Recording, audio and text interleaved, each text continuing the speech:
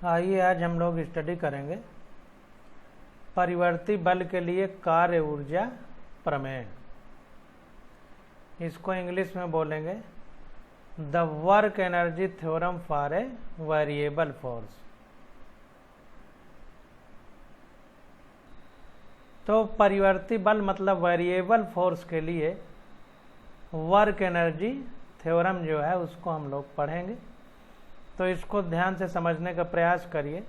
अगर ध्यान से समझेंगे नहीं तो फिर ये बातें समझ में आएंगी नहीं क्योंकि एनसीईआरटी समझना इतना आसान नहीं है।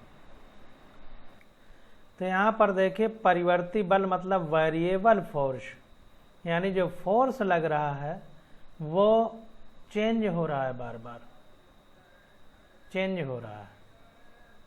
तो चेंज होने में बल जो चेंज हो रहा है वो कितने प्रकार से चेंज हो सकता है, पहले हम लोग इस बात को समझ लें। अगर हम इस बात को समझ लें कि जो बल है यानी फोर्स है वो कितने प्रकार से परिवर्तित हो सकता है, यानी फोर्स जो वेरिएबल है किन किन कारणों से वेरिएबल हो सकता है। तो यहाँ पर देखिए F इक्वल टू होता है m इंटू ए, यानी m इंटू ए जो होता है ये त्वरण होता है, और त्वरण का मतलब वेग परिवर्तन की दर, यानी डेल्टा v अपान डेल्टा t। तो देखिए यहाँ पर दो तरीके से बल में यानी फोर्स में परिवर्तन हो सकता है। एक तो तरीका यह है कि द्रव्यमान बदल जाए तो परिवर्तन हो जाएगा, या फिर एक्सीलरेशन बदल जाए तो परिवर्तन हो जाएगा, या यूं कहें कि ये एक्सीलरेशन यानी त्वरण न बदल करके वेग बदल जाए प्रति सेकंड तो भी जो है त्वरण में परिवर्तन हो जाएगा। क्यों? क्योंकि वेग परिवर्तन की दर ही त्वरण है। तो जाहिर सी बात है कि बस इन्हीं बातों के अंदर हमें इस पूरे सिस्टम में घूमना है कि बल जो है किसी पिंड पर लग रहा है और वो लगने में परिवर्ती है यानी बदल रहा है, तो बल किस प्रकार से बदल सकता है। तो बल बराबर द्रव्यमान गुणित त्वरण होता है, यानी force equal to mass into acceleration. तो या तो मास बदलेगा या फिर त्वरण एक्सीलरेशन यानी त्वरण बदलेगा, या त्वरण के हिसाब से यूं कहें कि वेग बदलेगा, क्योंकि वेग परिवर्तन की दर ही त्वरण है। तो अब ये परिवर्तन में से कौन सा परिवर्तन हो रहा है उस हिसाब से जो है हम ये कह पाएंगे कि वेग बल किस प्रकार से बदल रहा है। तो बस इसी के अंतर्गत हमें पूरा अपना काम करना है। तो देखिए कह रहा है हम परिवर्ती बल के लिए कार्य ऊर्जा प्रमेय को सिद्ध करने के लिए कार्य और गतिज ऊर्जा की धारणाओं से भली भांति परिचित हैं। अभी इसके पीछे हम लोग पढ़ ही चुके हैं कि कार्य ऊर्जा प्रमेय यानी वर्क एनर्जी थ्योरम, तो पीछे पढ़ ही चुके हैं। यहाँ हम कार्य ऊर्जा प्रमेय के एक अविमीय पक्ष तक ही विचार को सीमित करेंगे।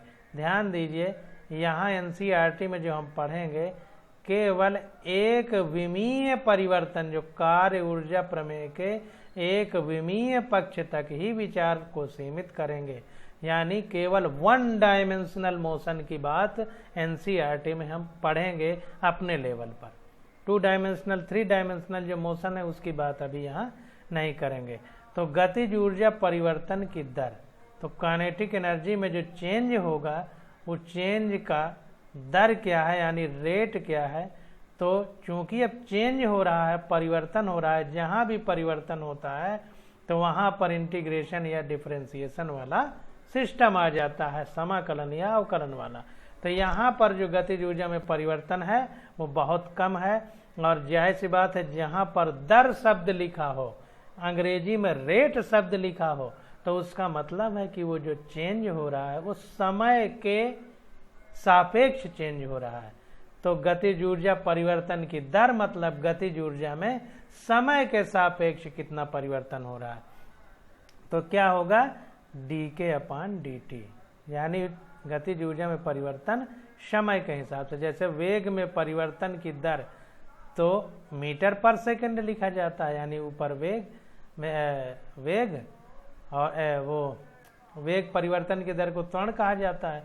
तो यहाँ पर देखिए परिवर्तन के लिए डेल्टा टी आ गया, क्योंकि समय के हिसाब से परिवर्तन, तो समय के हिसाब से गतिज ऊर्जा परिवर्तित हो रही है, इसलिए D K upon D T is equal to, अब चेंज के लिए डी रख दिया अपान डी टी कर दिया, क्योंकि समय के हिसाब से परिवर्तन होना है किसमें, गतिज ऊर्जा में। गतिज ऊर्जा का फार्मूला क्या होता है, K equal to half M V square, तो यहाँ पर हाफ एम वी स्क्वायर लिख दिया, और परिवर्तन के लिए यहाँ पर डी लिख दिया। और डी किस लिए, क्योंकि परिवर्तन सूक्ष्म है, अगर ज्यादा बड़ा परिवर्तन होता तो डेल्टा लिखता।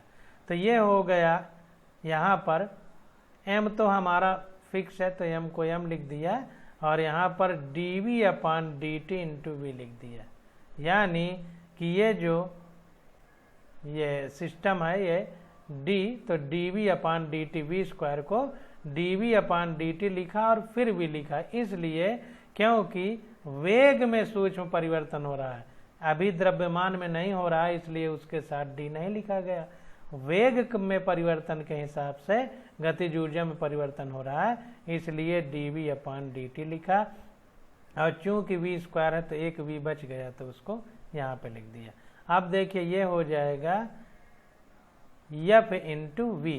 क्यों f इंटू वी कैसे हुआ, क्योंकि dv अपान dt वेग परिवर्तन की दर है, और वेग परिवर्तन की दर को त्वरण कहते हैं, एक्सीलरेशन कहते हैं, इसीलिए dv अपान dt, यहाँ हमने डेल्टा लिखा, dv अपान dt लिख सकते हैं, यही a होता है, और जब यही a हो जाएगा तो ये पूरा f हो जाएगा, इसीलिए इतने पूरे की जगह f लिख दिया, और ये v वैसे रहा। तो यहाँ देखिए बता रहा है कि न्यूटन के दूसरे नियम के अनुसार m into dv upon dt, यानी द्रव्यमान गुणे वेग परिवर्तन की दर, और वेग परिवर्तन की दर ही त्वरण है, इसलिए ये f हो गया। अब देखिए ये हो गया f। अब देखिए वेग, तो वेग क्या होता है, वेग का मतलब विस्थापन परिवर्तन प्रति सेकंड। वेग का क्या फार्मूला है, वेग का यही है कि किसी वस्तु में विस्थापन में प्रति सेकंड जो परिवर्तन होता है उसी को हम वेग कहते हैं। तो dx अपान dt लिख दिया, तब तो मीटर प्रति सेकंड लिखते हो वेग का मात्रक, तो यहाँ पर dx अपान dt हो गया, जहाँ पर ये x हमारा विस्थापन है। इसको दूरी भी कह सकते हैं, स्मॉल में इसीलिए लिखा है। दूरी क्यों कह सकते हैं, क्योंकि एक विमीय गति है। देखिए बार बार हम बता रहे हैं, जब एक विमीय गति होगी एक ही दिशा में, तो जाहिर सी बात है जो विस्थापन होगा वही दूरी होगी। क्यों, क्योंकि जो है एक ही दिशा में जा रहा है, तो जब नापेंगे तो विस्थापन और दूरी बराबर आएंगे। तो यहाँ पर f dx अपान dt लिख दिया v की जगह, तो ये हो गया हमारा dk equal to f dx, dk equal to f dx। क्यों, क्योंकि यहाँ पर dk अपान dt लिखेंगे तो dt कट जाएगा, तो dk equal to f dx ही बचेगा। अब देखिए इससे निष्कर्ष क्या निकला, प्रारंभिक स्थिति xi से अंतिम स्थिति xf तक समाकलन करने पर। अब देखिए चूंकि बहुत छोटा है, dd लिखा है, तो अब प्रारंभिक स्थिति जो x की है, x हमारा विस्थापन है या दूरी कहेंगे एक विमीय गति में, तो इसमें प्रारंभिक स्थिति में x इनिशियल, i का मतलब इनिशियल, इनिशियल का मतलब प्रारंभिक, xf, f का मतलब फाइनल, फाइनल का मतलब अंतिम। तो प्रारंभिक स्थिति से अंतिम स्थिति तक अगर इसका हम इंटीग्रेशन करें तो क्या होगा, तो ki से kf तक के इंटीग्रेशन का साइन हो गया, ki से kf तक, dk हो गया, फिर xi से xf तक। क्यों, यहाँ पर देखिए x में परिवर्तन हो रहा है, dx लिखा है, यहाँ पर गतिज ऊर्जा में परिवर्तन हो रहा है k में, तो जिसमें परिवर्तन हो रहा है उसी में समाकलन की बात करेंगे, जो परिवर्तन नहीं हो रहा है उसकी बात नहीं करेंगे। तो यहाँ पर देखिए पूरे के लिए लिखा है यहाँ पर। अब नीचे यहाँ xi और xf के संगत ki और kf क्रमशः प्रारंभिक एवं अंतिम गतिज ऊर्जाएं हैं, जैसा कि हमने लिखा है। अब देखिए आगे क्या हुआ, अब डेल्टा k है, तो यहाँ पर फाइनल माइनस इनिशियल, अंतिम माइनस प्रारंभिक equal to X I X F D X हो गया। समीकरण 6.7 से प्राप्त होता है के एफ माइनस के आई इक्वल टू कार्य बराबर बल गुणे विस्थापन। तो एफ डी एक्स हमारा क्या है, कार्य है, और प्रारंभिक से अंतिम तक लेना है, तो इसलिए यह पूरा आ जाएगा। डी एक्स एक छोटा टुकड़ा नहीं रहेगा, पूरा आ जाएगा, इसलिए यहाँ पर डब्ल्यू लिख दिया। तो जाहिर सी बात है कि वही जो गतिज ऊर्जा में परिवर्तन कार्य के बराबर होता है, तो वही चीज़ देखिए फिर निकल के आ गई, लेकिन ये अब निकली है जब बल हमारा परिवर्ती यानी वेरिएबल है, परिवर्तनशील है। पहले जो हमने निकाला था उसमें परिवर्तनशील नहीं था। तो इस प्रकार परिवर्ती बल के लिए कार्य ऊर्जा प्रमेय सिद्ध होती है। तो ये परिवर्ती बल के लिए हमारी कार्य ऊर्जा प्रमेय सिद्ध हो गई। अब देखिए आगे कह रहा है कि हालांकि कार्य ऊर्जा प्रमेय अनेक, इसको बॉक्स में बंद कर लीजिए।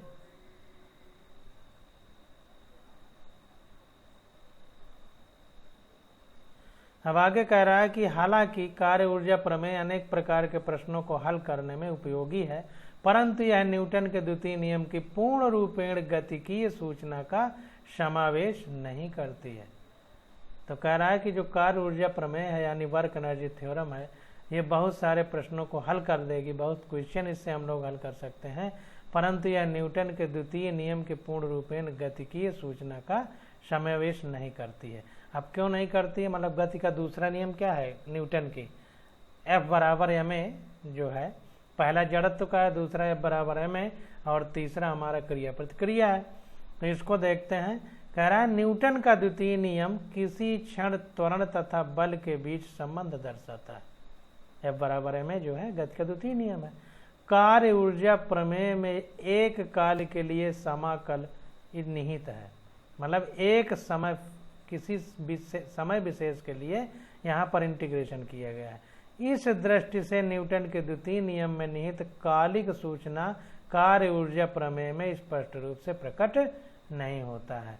तो ध्यान दीजिए कि जो न्यूटन का द्वितीय नियम है, इसमें जो टाइम की बात है वो बताती है, लेकिन जो हमने समाकलन अवकलन किया तो इसमें एक टाइम विशेष ले लिया, क्योंकि टाइम को बहुत छोटा कर दिया, तो टाइम विशेष ले लिया, यानी जब कोई चीज़ बहुत छोटी हो जाएगी तो समय में परिवर्तन वाली बात नहीं कर सकते, क्योंकि इतना छोटी हो गई कि चेंज बचा ही नहीं, इतना छोटा हमने कर दिया।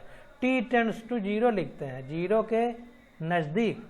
तो वही कह रहा है कि इस दृष्टि से न्यूटन के द्वितीय नियम में निहित कालिक सूचना, जो समय का सूचना दी जा रही है, कार्य ऊर्जा प्रमेय में स्पष्ट रूप से प्रकट नहीं होता, सही रूप से प्रकट नहीं हो पाता है। इसलिए न्यूटन के जो द्वितीय नियम है उसमें ये जो कार्य ऊर्जा प्रमेय है वो पूर्ण रूपेण गतिक सूचना का समावेश नहीं करती, यानी जो गति हो रही है उसकी पूरी तरह से सूचना नहीं दे पाती कि जो हम समय लिए हैं बहुत कम समय, तो उस समय में वस्तु गति कर रही है कि स्थिर है। अब इसको इस तरह समझिए, जैसे कोई जो है गाड़ी है वो बहुत कम गति से गतिमान है, मान लीजिए 5 किलोमीटर प्रति घंटा चल रही है। अब उसमें 1 सेकंड में कितना चल रही है इसको निकाला जाए तो इतना छोटा होगा कि हमें ऐसा महसूस होगा कि इस 1 सेकंड में गाड़ी रुकी हुई है। तो इसलिए ये कह रहा है कि पूर्णकालिक जो है सही गतिक सूचना नहीं का समावेश नहीं करती है ये थ्योरम हमको। बल की एक निश्चित काल के लिए समाकलन के रूप में होता है, तो बल की एक निश्चित समय के लिए समाकलन के रूप में हो जाता है जो निकाला गया। दूसरी ध्यान देने की बात यह है कि 2 या 3 विमाओं में न्यूटन का द्वितीय नियम सदिश रूप में होता है, जबकि कार्य ऊर्जा प्रमेय अदिश रूप में होता है। ये भी बहुत ध्यान देना है कि अगर 2 या 3 विमाएं हो जाएं, अभी तो एक विमा की बात हो रही है 1 डायमेंशनल, अगर 2 या 3 डायमेंशनल मोशन की बात होने लगे तो वहाँ पर क्या होता है कि न्यूटन का जो नियम है वो हमेशा वेक्टर फॉर्म में होता है, जबकि कार्य ऊर्जा प्रमेय जो है हमारी वो स्केलर फॉर्म यानी अदिश रूप में हो जाती है। तो ये भी हमारा एक बहुत बड़ा फैक्टर है। तो इसको ध्यान देना है कि जो वर्क एनर्जी थ्योरम है, न्यूटन का जो द्वितीय नियम है, उसको पूरी तरह से संतुष्ट नहीं कर पाती। न्यूटन के द्वितीय नियम में दिशा संबंधित निहित ज्ञान भी कार्य ऊर्जा प्रमेय जैसे अदिश संबंध में निहित नहीं है। अब देखिए आगे भी क्या है फर्क, कि जो न्यूटन का है उसमें दिशा की जो बात है वो इसमें नहीं है, यानी सदिश और अदिश का ख्याल रखना पड़ेगा, क्योंकि न्यूटन के द्वितीय नियम में सदिश की बात है और कार्य ऊर्जा प्रमेय में हमारे अदिश स्थिति आ जाती है। तो ये भी सही संबंध फिट नहीं बैठ पाता। अब देखिए एग्जाम्पल दिया गया है, इसको सॉल्व करने का प्रयास करते हैं, तो जो भी आपको समझने में त्रुटियां हुई होंगी वो क्लियर हो जाएंगी।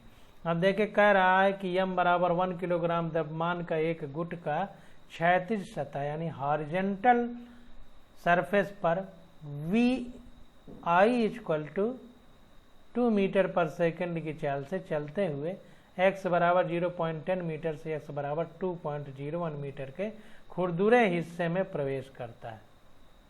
गुटके पर लगने वाला मंदक बल Fr इस क्षेत्र में x के व्युत्क्रमानुपाती है। तो ध्यान दीजिए, कह रहा है कि कोई 1 किलोग्राम मास का कोई बॉडी है, वो हॉरिजेंटल सरफेस पर VI का मतलब प्रारंभिक वेग, इनिशियल वेलोसिटी 2 मीटर पर सेकंड से चलते हुए x इक्वल टू 0.10 मीटर से x इक्वल टू 2.01 मीटर के खुरदुरे हिस्से में प्रवेश करता है। तो जाहिर सी बात है, जब खुरदुरे हिस्से में प्रवेश करेगा तो फ्रिक्शन होगा, वहाँ फ्रिक्शन होगा तो अपोजिट फोर्स लगेगा, तो अपोजिट फोर्स क्या करेगा, उसके वेलोसिटी को कम करेगा। इसलिए यहाँ रिटार्डेशन यानी मंदक शब्द का इस्तेमाल किया गया। अगर वेग बढ़ता तो एक्सीलरेशन वर्ड यूज किया जाता, यानी त्वरण वर्ड यूज करता। यहाँ घट रहा है इसलिए मंदक बल Fr, R का मतलब रिटार्डेशन, इस क्षेत्र में x के व्युत्क्रमानुपाती है। तो इस क्षेत्र में जो ये रिटार्डेशन फोर्स लग रहा है, ये जो डिस्प्लेसमेंट या डिस्टेंस है उसके व्युत्क्रमानुपाती है, यानी रिवर्सिबल है। तो इसको देखते हैं, Fr इक्वल टू -k/x, इस हिसाब से यहाँ पर काम हो रहा है, जहाँ पर x हमारा 0.1 से ज़्यादा है और 2.01 से मीटर से कम है। अब देखिए x हमारा 0.1 मीटर और x हमारा जो x है ये 0.1 मीटर से कम है और x 2.01 मीटर से ज़्यादा के लिए कह रहा है, जहाँ k इक्वल टू 0.5 जूल है। गुटका जैसे ही खुरदुरे हिस्से को पार करता है, इसकी अंतिम गतिज ऊर्जा और चाल Vf की गणना कीजिए।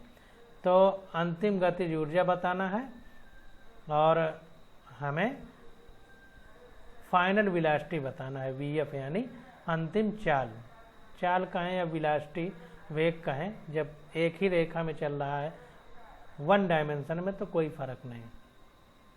तो फिर से समझने का प्रयास करिए कि कोई एक यम द्रव्यमान जिसका 1 किलोग्राम द्रव्यमान का कोई वस्तु है, वो प्रारंभिक वेग 2 मीटर पर सेकंड की चाल से चलती है और 0.10 मीटर से 2.01 मीटर के खुरदुरे हिस्से में प्रवेश करता है। अब गुटके पर लगने वाला मंदक बल यक्ष के व्युत्क्रमानुपाती है और ये फार्मूला दे दिया गया है और बता रहा है कि ये फार्मूला इसी हिस्से पर लागू होगा जितना ये दूरी है या विस्थापन है। अब नीचे कह रहा है कि ये जो Fr यानी मंदक बल है जो वस्तु के वेग में कमी कर रहा है वो 0 है। कब? जब x 0.1 से कम है या 2.01 से ज़्यादा है। इसका मतलब ये जितना दूरी तय की उसके पहले मेज चिकनी थी, क्षैतिज सतह चिकना था और उसके बाद भी चिकना है, यानी वस्तु बिना घर्षण बल के मूव करेगी स्वतंत्र रूप से। तो देखें यहाँ पर देखते हैं, तो यहाँ पर देखिए समीकरण जो 6.8a है तो उसके हिसाब से हम देखते हैं, ये समीकरण जो निकल गया है 6.8a, kf minus ki equal to find initial displacement से फाइनल डिस्प्लेसमेंट तक एफ इंटू डी एक्स, इसको लगाएंगे और देखेंगे। तो यहाँ पर देखिए वो फाइनल लगा दिया गया, तो के फाइनल यानी अंतिम गतिज ऊर्जा इक्वल टू, अब अंतिम गतिज ऊर्जा हमको निकालना है, तो पहले कुछ रही होगी तो उसको के आई कर दिया है यहाँ।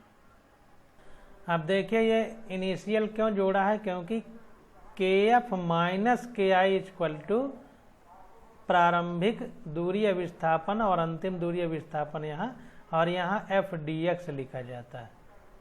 अभी यही हमने देखा, ये जो दूसरा फार्मूला देखा, तो इसमें ये जब के आई को इधर ले जाएंगे तो ये माइनस से प्लस में हो जाएगा, इसलिए लिखा है। तो ये इधर लिख दिया प्लस। अब देखिए हमको एफ लिखना है, तो एफ कहाँ से, 0.1 से 2.01 तक, तो 0.1 विस्थापन से 2.01 तक, और यहाँ पर f इंटू डी एक्स है, तो f हमारा कितना है माइनस के अपान एक्स, और dx तो है फार्मूले में। आप देखते हैं, अब इसको सॉल्व करेंगे तो ये हो जाएगा हमारा इनिशियल। अब इनिशियल काइनेटिक एनर्जी मतलब हाफ एम वी स्क्वायर, और v में इनिशियल वेलोसिटी लिख देंगे, तो half M V I square, यानी ये इनिशियल यानी प्रारंभिक वेग, माइनस के। अब इसका जो है इसको सॉल्व करना है, तो यहाँ पर देखिए जब बेस में 10 होता है आधार पर तो लॉग लिखते हैं, और नहीं तो ln लिखते हैं। तो यहाँ पर देखिए k इक्वल टू ln लिखा है, ln x कहाँ 0.1 से 2.01 तक, तो ये हो गया half M V I square minus K ln। अब ये हो गया हमारा 2.01 अपान 0.1। ये जहाँ से जहाँ तक है तो नीचे 0.1 है, ऊपर 2.01 है, तो वैसे ही लिख दिया ln 2.01 अपान 0.1। तो ये आ गया 2 माइनस 0.5 ln 20.1, ये आ जाएगा 20.1। यहाँ पर देखिए k की वैल्यू 0.5 जूल दी गई है, यहाँ से इतने के बीच, यहाँ से इतने के बीच k यानी काइनेटिक एनर्जी गतिज ऊर्जा 0.5 है, तो यहाँ पर k की जगह हम 0.5 लिख देंगे। तो यहाँ पर देखिए k की जगह 0.5 लिख दिया, ln 20.1।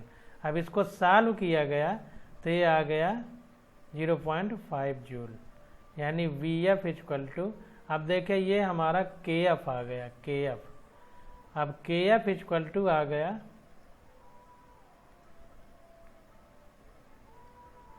अब देखिए फार्मूला काइनेटिक एनर्जी का क्या होता है, 1/2 mv स्क्वायर। अब ये के एफ है यानी फाइनल अंतिम है, तो अंतिम वेग भी लेंगे तो वी एफ का स्क्वायर हो जाएगा। तो अगर वी एफ निकालेंगे तो ये इधर चला जाएगा तो 2kf, और ये एम इधर आएगा तो भाग में चला जाएगा। अब वी एफ निकालना है, यहाँ स्क्वायर है तो इसका रूट कर देंगे, तो वही रूट करके 2kf/m कर दिया।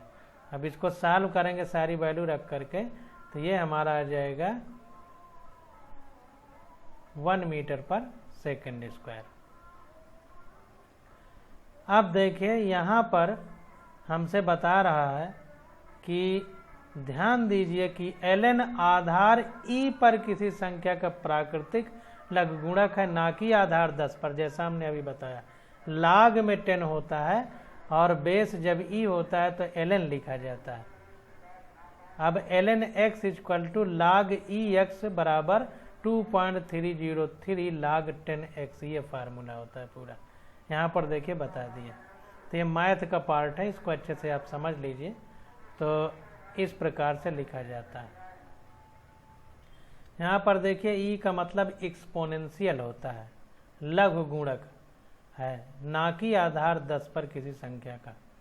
तो आधार 10 पर log लिखा जाता है, देखिए log फिर 10 लिखा है, यहाँ log e लिखा है x, ln x को log e x लिख सकते हैं। तो e बेस जब होगा तो ln लिखते हैं, और 10 जब बेस होगा तो log लिखते हैं।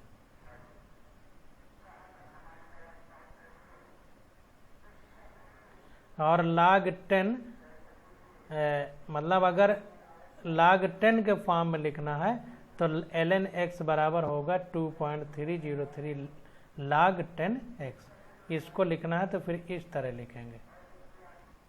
अब यहाँ पर देखिए m की वैल्यू 1 किलोग्राम है, तो यहाँ पर जब हम m की जगह 1 किलोग्राम रख देंगे और kf यानी अंतिम गतिज ऊर्जा 0.5 आई है, तो 2 इंटू 0.5 भी 1 हो जाएगा और m भी 1 है तो पूरा 1 आ जाएगा। तो इस प्रकार से इसको सॉल्व किया गया है। अब देखिए आगे हम लोग पढ़ते हैं स्थितिज ऊर्जा की अभिधारणा, यानी कॉन्सेप्ट ऑफ पोटेंशियल एनर्जी।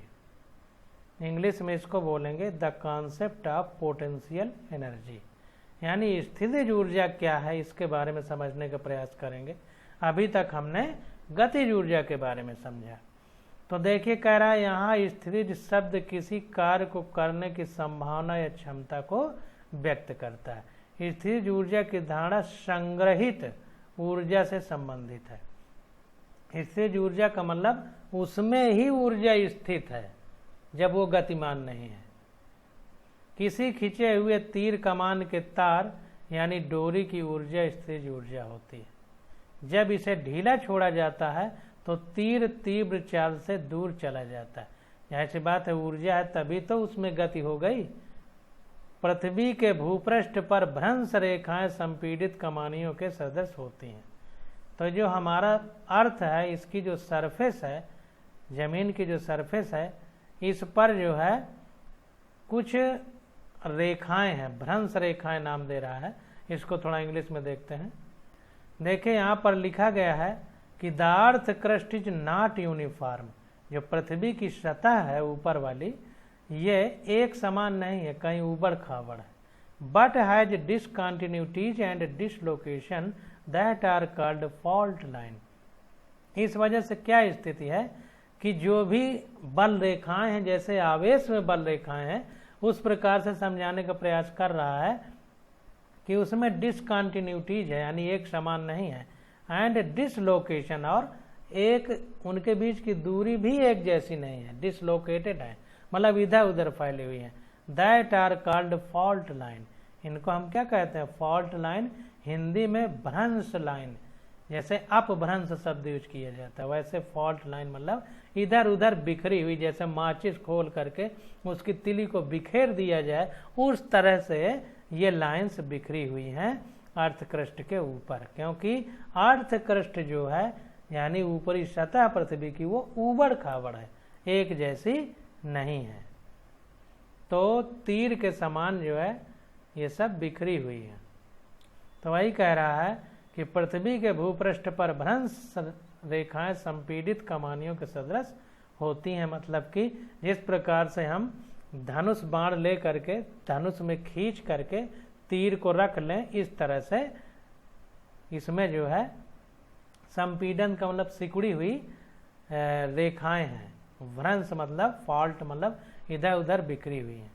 उनकी स्थितिज ऊर्जा बहुत अधिक है। जब ये भ्रंश रेखाएं यानी फॉल्ट लाइंस फिर से संयोजित हो जाती हैं तो भूकंप आ जाता है। ध्यान दीजिए, जब ऐसी स्थिति आ जाती है कि ये रेखाएं एक सीधी रेखा में हो जाती हैं, तो इतना ज़्यादा वो बल उत्पन्न कर देती हैं, फोर्स उत्पन्न कर देती हैं कि भूकंप आ जाता है। किसी भी पिंड की स्थितिज ऊर्जा, संचित ऊर्जा उसकी स्थिति या अभिविन्यास के कारण होती है। तो ध्यान दीजिए, तो बहुत दिन से पढ़ते आ रहे हैं, लेकिन फिर भी हम अंडरलाइन कर दे रहे हैं कि किसी वस्तु की स्थितिज ऊर्जा उसकी स्थिति के कारण होती है। यह को भी अंडरलाइन कर लीजिए। कह रहा पिंड को मुक्त रूप से छोड़ने पर उसमें स्थितिज ऊर्जा गतिज ऊर्जा के रूप में निर्मुक्त होती है। अगर हम किसी पार्टिकल को या पिंड को ऊपर से छोड़ दें, जैसे जमीन से हम ऊपर तक लेके गए अपने छत पे, तो उसमें स्थितिज ऊर्जा के रूप में वो ऊर्जा संचित हो गई जो हमने जमीन से उसको ऊपर तक ले जाने में कार्य किया। इसीलिए कार्य ऊर्जा में और ऊर्जा कार्य में बदलता रहता है। तो वही जब हम उसको छोड़ेंगे वहां से, तो वो गति प्रदान प्राप्त कर लेगा, क्योंकि वो वहां पर जो ऊपर ले गए तो उसकी स्थिति के कारण उसमें स्थितिज ऊर्जा है, और जब उसको छोड़ देंगे तो वही गतिज ऊर्जा में बदलेगी और पत्थर जमीन में आ जाएगा।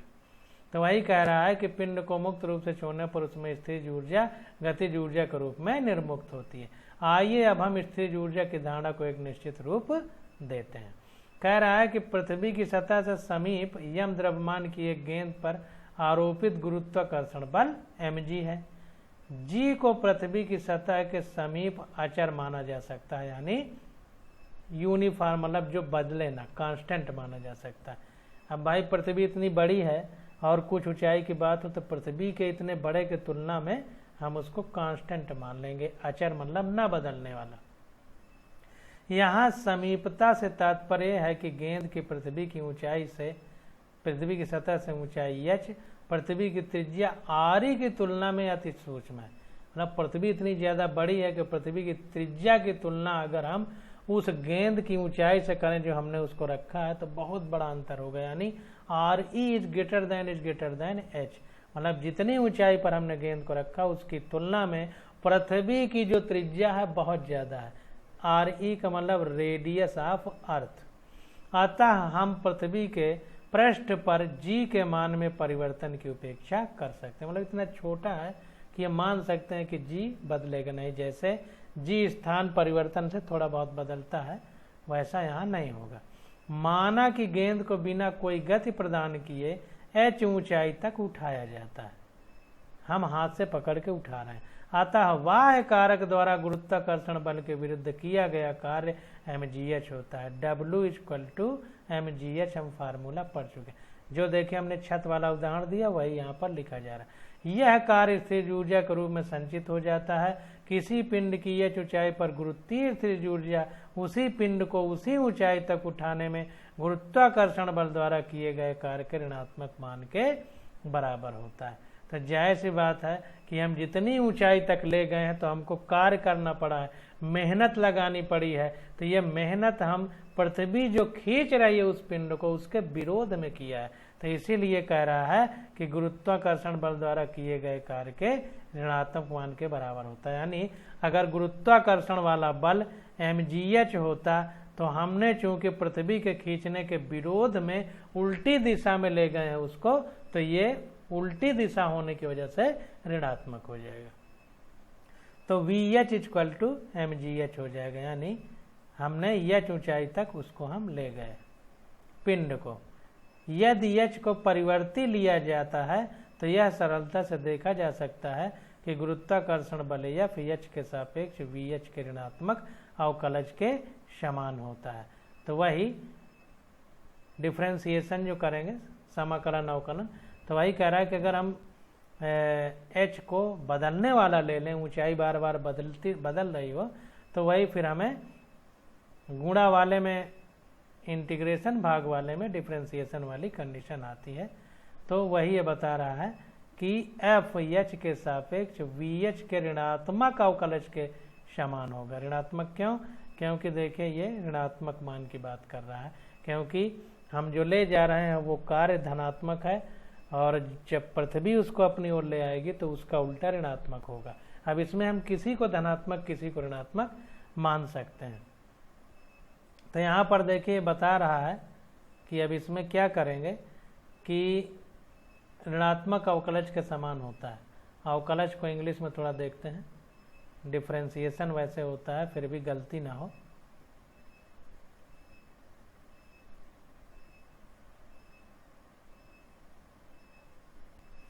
तो यहाँ पर देखिए इंग्लिश वाली बुक में थोड़ा सा हट के है, कुछ नहीं लिखा गया है,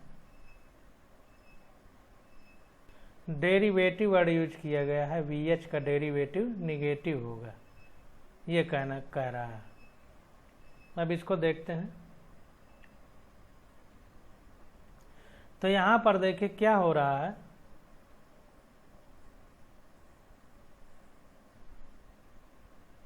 हाँ VH के ऋणात्मक अवकलज मतलब डेरिवेटिव के समान होता है। तो F = क्या होगा, अब यहाँ पर ध्यान देना है कि W = mgh होता है। तो ये VH ऊंचाई पर ये वर्क को लिखा गया है V। देखिए शब्द जो अलग अलग लिख रहा है इससे कंफ्यूज नहीं होना है। खुद बता रहा है कि किसी पिंड की h ऊंचाई पर गुरुत्वीय स्थिर ऊर्जा उसी पिंड को उसी ऊंचाई तक उठाने में गुरुत्वाकर्षण बल द्वारा किए गए कार्य के ऋणात्मक मान के बराबर होता है। तो गुरुत्वाकर्षण बल द्वारा किए गए कार्य तो गुरुत्वाकर्षण तो उसको नीचे लाने का प्रयास करेगा, हम उसको ऊपर ले जाएंगे, तो चूंकि ऊपर ले जा रहे हैं तो कार्य हमारा धनात्मक लिया गया है, तो गुरुत्वाकर्षण के द्वारा ऋणात्मक होगा, इसलिए ऋणात्मक लिखा है। और ये VH यहाँ दिखाने का प्रयास कर रहा है कि ये स्थितिज ऊर्जा है, जो कार्य किया जा रहा है तो उसमें स्थितिज ऊर्जा के रूप में संचित हो रही है VH। अब देखिए यहाँ कह रहा है कि यदि H को परिवर्तित लिया जाता है तो यह सरलता से देखा जा सकता है कि गुरुत्वाकर्षण बल F H के सापेक्ष VH के ऋणात्मक अवकलज के समान है, यानी निगेटिव डेरिवेशन के इक्वल है। अब देखें यहाँ पर यह स्थितिज ऊर्जा है mgh, और इसको इस तरह समझिए,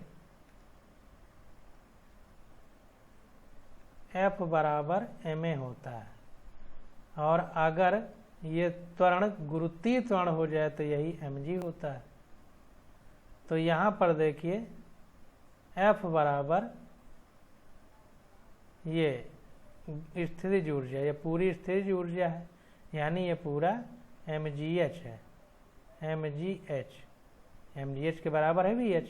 अब अगर हम इसको F के बराबर करना चाहते हैं तो इधर पूरा केवल mg रहना चाहिए, तो mg रहना चाहिए, ये जबकि पूरा mgh है तो हमें h से भाग देना पड़ेगा, लेकिन अब h वेरिएबल है तो माइनस में d/dh लिखेंगे, तो ये हो जाएगा माइनस mg, क्योंकि ये वेरिएबल है इसलिए ऐसा लिखा गया है।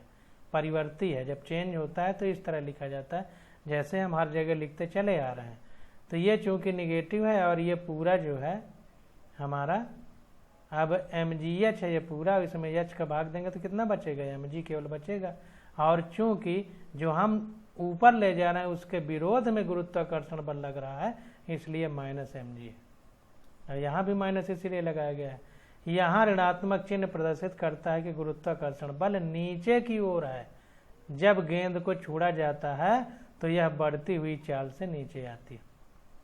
तो नीचे को है, ये खुद बताता है कि छोड़ने पे वस्तु नीचे आ रही है, नहीं तो ऊपर न चली जाती, तो इसीलिए ऋणात्मक लिखा गया है। पृथ्वी की सतह से संघट्ट यानी टक्कर यानी कोलिजन से पूर्व इसकी चाल शुद्ध गति की संबंध द्वारा निम्न प्रकार दी जा सकती है।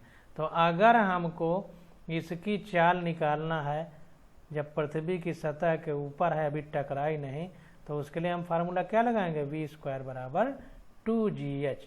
अब यहाँ पर देखिए फार्मूला होता है न्यूटन की गति का तीसरा नियम गति का, v² बराबर u² माइनस 2gh, या प्लस वाले में प्लस होता है, माइनस प्लस आप दिशा के हिसाब से कर सकते हैं। अब चूंकि प्रारंभ में जीरो गति से छोड़ा गया तो ये जीरो रहेगा, तो इसलिए v² = 2gh केवल रहेगा, क्योंकि जब ऊपर ले गए तो ऊर्जा स्थितिज ऊर्जा यानी स्थिर है वस्तु, इसलिए प्रारंभिक वेग 0 होगा। अब देखिए फार्मूला निकल के आ गया। अब कह रहा है कि जो यह प्रदर्शित करता है कि जब पिंड को मुक्त रूप से छोड़ा जाता है तो पिंड की, अब देखिए यहाँ पर इसी समीकरण को निम्न प्रकार भी लिखा जा सकता है। इसमें अगर m का गुणा कर दें तो इस तरह हो जाएगा, ½ mv² = mgh, यानी जो उस वस्तु को h ऊंचाई ले जाने में स्थितिज ऊर्जा थी वही पूरी की पूरी गतिज ऊर्जा में बदल जा रहा है, इसलिए स्थितिज ऊर्जा = गतिज ऊर्जा, पोटेंशियल एनर्जी = काइनेटिक एनर्जी। जो यह प्रदर्शित करता है कि जब पिंड को मुक्त रूप से छोड़ा जाता है तो पिंड की h ऊंचाई पर गुरुत्वीय स्थितिज ऊर्जा पृथ्वी पर पहुंचने तक स्वतः ही गतिज ऊर्जा में परिवर्तित हो जाती है, क्योंकि यही स्थितिज ऊर्जा गतिज ऊर्जा में बदल जाती है। तो इसको भी बॉक्स में हम लोग बंद करेंगे।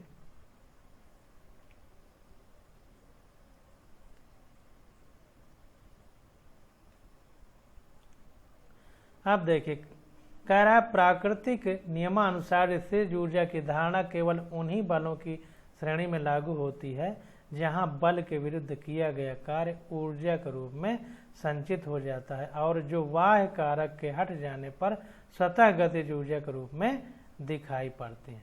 तो ध्यान देना है इस बात को, बहुत महत्वपूर्ण है कि नेचुरल अगर देखा जाए तो यहाँ पर जो है स्थिर ऊर्जा की धारण केवल उन्हीं बलों की श्रेणी में लागू होती है जहाँ बल के विरुद्ध किया गया कार्य ऊर्जा के रूप में संचित हो जाता है।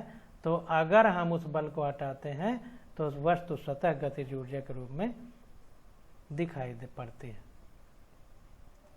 अब देखिए बता रहा है कि गणितानुसार स्थिर ऊर्जा Vx को सरलता के लिए, Vx स्थिर ऊर्जा है जो यहाँ लिखी गई थी, को सरलता के लिए एक विमा में परिभाषित किया जाता है। यदि Fx बल को निम्न रूप से लिखा जाता है, तो अगर हम F बल जिसके कारण x डिस्प्लेसमेंट होता है या एक विमीय गति में दूर चलता है, तो उसके लिए Fx equal to minus dV/dx इस तरह लिख सकते हैं। अब देखिए किस हिसाब से लिखा गया इसको समझ लीजिए।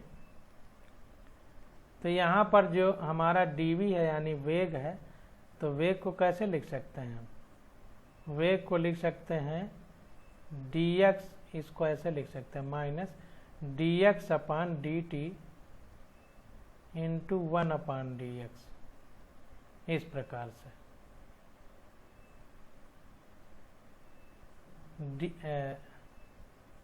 देखिए ये वेग नहीं है, गलत हो रहा है, ये वेग नहीं है, ये स्थितिज ऊर्जा है। ये v लिख रहा है इसलिए कन्फ्यूजन हो रहा है, स्थितिज ऊर्जा है। तो जाहिर सी बात है कि स्थितिज ऊर्जा इस तरह लिखेंगे, ये हमारी माइनस dv को हम d ब्रैकेट में mgh लिख सकते हैं और ये dx हो जाएगा।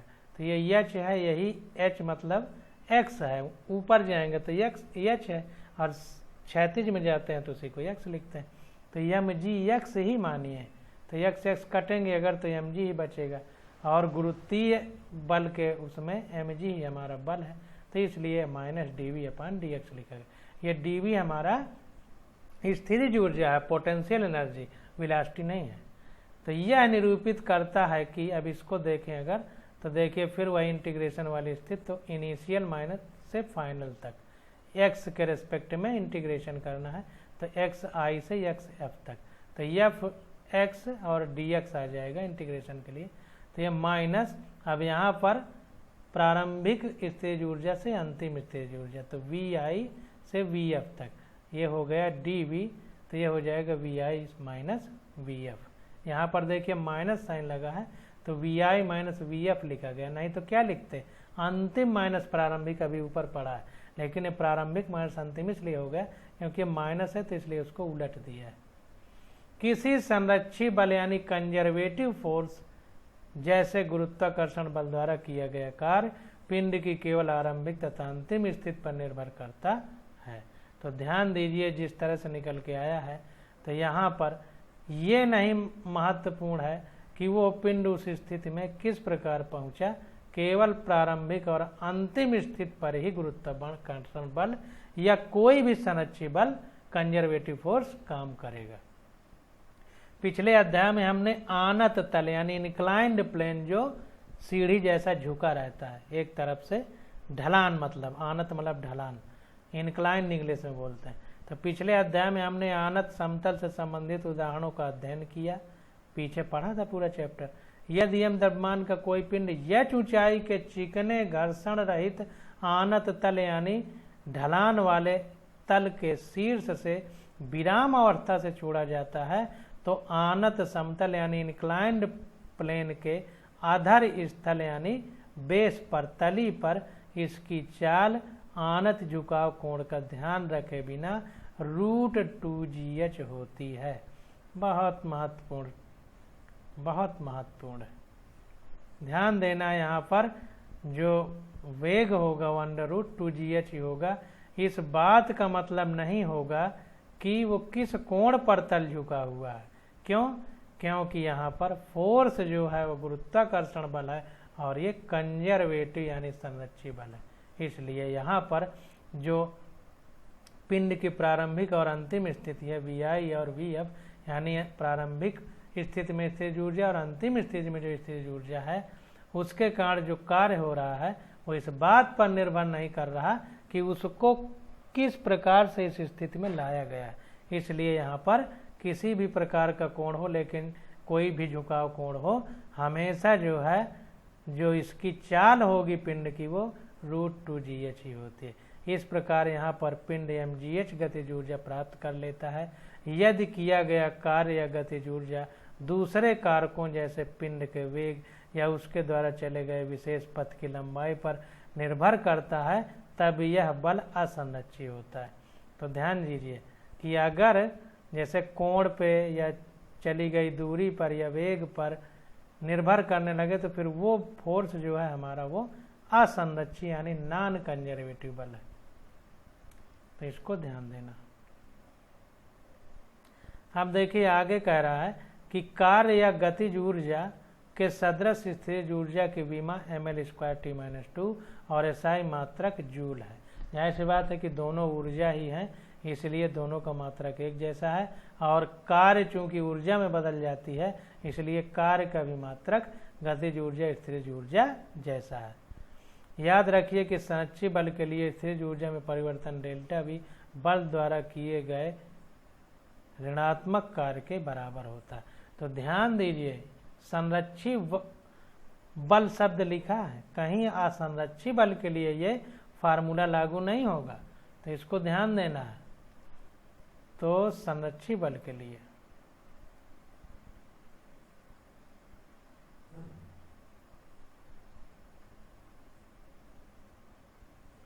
तो वही कह रहा है कि याद रखिए कि संरक्षी बल के लिए स्थिर ऊर्जा में परिवर्तन डेल्टा भी बल द्वारा किए गए ऋणात्मक कार्य के बराबर होता है। क्यों? क्योंकि अभी हमने एग्जाम्पल देखा कि जब पृथ्वी से हम किसी चीज़ को ऊपर ले जाते हैं तो हमने धनात्मक कार्य किया, और धनात्मक कार्य के विरोध में वो वस्तु नीचे की ओर आ रही है, इसलिए कार्य पृथ्वी के द्वारा किया गया कार्य ऋणात्मक होगा क्योंकि दिशा उल्टी है। तो यहाँ पर देखिए मोटी मोटी बात ये समझ में आती है कि गतिज स्थिर ऊर्जा जो हम ऊपर ले जाने पर उसमें संचित किए तो अब वस्तु नीचे की ओर आ रही है, इसलिए माइनस साइन लगा। इस अनुभाग में गिरती हुई गेंद के उदाहरण में हमने देखा कि किस प्रकार गेंद की स्थिर ऊर्जा उसकी गतिज ऊर्जा में परिवर्तित हो गई थी। यह यांत्रिकी यानी मैकेनिक्स में संरक्षण के महत्वपूर्ण सिद्धांत की ओर संकेत करता है, जिसे हम अब परखेंगे। तो अब ये जो संरक्षण कंजर्वेशन की बात हो रही है, तब इसको हम प्रैक्टिकली समझेंगे। तो अब आगे हम यांत्रिक ऊर्जा का संरक्षण यानी कंजर्वेशन ऑफ मैकेनिकल एनर्जी, इसके बारे में आगे अध्ययन करेंगे।